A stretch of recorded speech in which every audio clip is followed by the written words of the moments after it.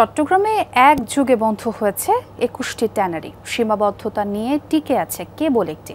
Tannery শিল্পের এই দুর্দিনের বলি হচ্ছেন কাঁচা চামড়া আড়তদাররা। বহুমুখী সংকটে তাদের অস্তিত্ব হুমকির মুখে। একে তো ন্যায্য মূল্য পাচ্ছেন না, তার উপর ৪ বছরে পাওনা জমেছে ১২ কোটি টাকা। Tootie Twist chewing gum. একসময় চট্টগ্রামে ২২টি ট্যানারি থাকলেও একে একে সব বন্ধ হতে হতে টিকে আছে কেবলই একটি। রিফ লেদার নামে এই ট্যানারি প্রতি বছর কোরবানি ঈদে কেনে ৪০ থেকে ৫০ হাজার কাঁচা চামড়া, যা মোট সংগ্রহের ১০ ভাগের ১ ভাগ মাত্র। প্রতিষ্ঠানটির দাবি কিছু সীমাবদ্ধতা ও সক্ষমতার ঘাটতি আছে। এছাড়া চট্টগ্রামের চামড়ার মান ভালো না হওয়ায় উত্তরবঙ্গের দিকে ঝুঁকছে তারা। লং বেগের চামড়া হচ্ছে আপগ্রেড চামড়া, ভালো চামড়া ওখান থেকে, কিন্তু চিটাগাংয়ের একটা চামড়া হচ্ছে একটু ডাউন গ্রেড। তো আমাকে এটা, আমার তো কাস্টমার সব জায়গায় আছে, ইউরোপ আছে, আমেরিকান আছে, জাপানিজ আছে, তো আমাকে এটাকে ক্যাটাগরি করে ওয়াইজ করতে হলে আমাকে ভালো চামড়া কিনতে হয় আর কি।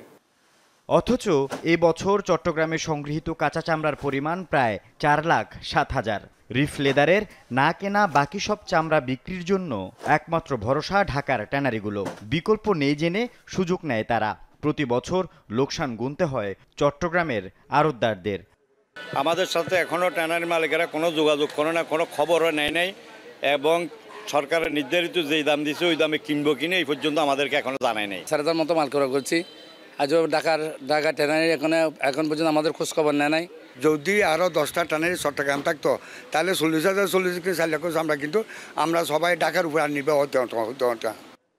সরকার নির্ধারিত দামে চামড়া কেনে না ট্যানারিগুলো, তার উপর পুরো টাকাও দেয় না। গত ৪ বছরে চট্টগ্রামের আড়তদারদের পাওনা জমেছে ১২ কোটি টাকা।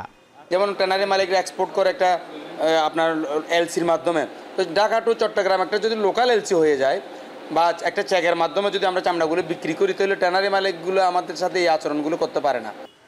আল আমিন শিকদার, যমুনা নিউজ, চট্টগ্রাম।